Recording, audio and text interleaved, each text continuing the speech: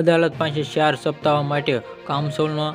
જામીન માંગ્યા હતા અને મેડિકલ ચેકઅપનો કરવા રિપોર્ટ સોંપવાનું યુએનમાં મહેતા હોસ્પિટલ નિર્દેશન સત્ય પટેલની હંગામી જામીન અરજી કોર્ટને ફગાવી. ઇસ્કો બ્રિજમાં 9 લોકોને ભોગ લેનારના સત્ય પટેલમાં હૃદયના ધબકારા વધ્યા છે અને જામીન માટે પ્લાન બનાવ્યો હતો અને ત્યારે સત્ય પટેલની હંગામી જામીન પર અરજી કોર્ટ ફગાવી હતી અને હૃદયના ધબકારા વધી જવાનું કારણે 4 હપ્તા જામીનને ફગાવેલી હતી. મહેતા હોસ્પિટલ નિષેધ છે કે અદાલત પાસે 4 સપ્તાહ માટે કાઉન્સિલ જામીન માંગ્યા હતા અને ઇસ્કો બ્રિજમાં 142 થી વધુ ઝડપે બેફામ રીતે જેગુઆરનો હંકારી 109 લોકોને ભોગ લેનારમાં 51 લોકોને ઈજા પહોંચાડવામાં આરોપી થતા સત્ય પટેલના હૃદયના ધબકારા વધી જતા હોવાની આંદોલન પટેલ સપ્તાહ અમદાવાદમાં ગ્રામ્ય કોર્ટના ડિસ્ટ્રિક્ટ ડીએમ વ્યસચારે પટેલની આ હંગામી હરાજી ફગાવી લીધી છે અને રિપોર્ટ દરમિયાન આ અદાલત રજૂ કરી અને સાબરમતી જેલમાં સપ્તાહમાં આદેશ કર્યો હતો અને સત્ય પટેલ છેલ્લા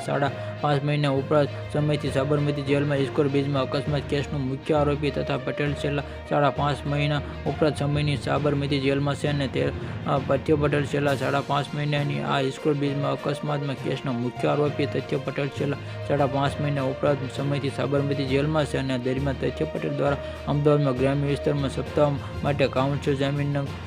માંગતા આ અરજી છાતીમાં દુખાવો થતા હૃદયના ધબકારા વધી જતા અને સિમ્સ લીધી હોસ્પિટલ સારવારમાં દર્દ થતા અને દિવસોમાં સારવાર માટે સપ્તાહ સમયગાળો હંગામી મુક્ત કર્યો હતો.